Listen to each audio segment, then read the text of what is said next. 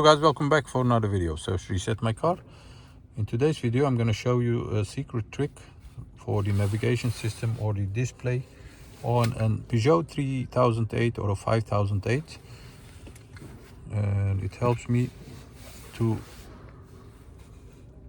open the menu by using minimum of 3 fingers like this.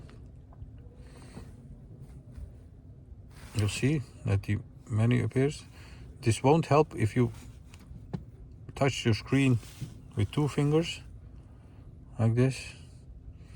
So the minimum fingers you need to do is 3 or more, and then you'll get the menu on your display like the menu of these buttons over here.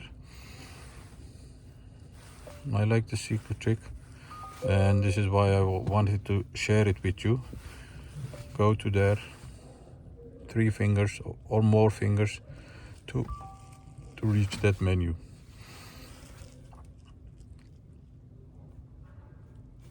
Won't work with 2 fingers, as you can see. Minimum of 3 fingers. Short video today, and I just wanted to share with you. Thanks for watching, and hope to see you next time. Bye bye.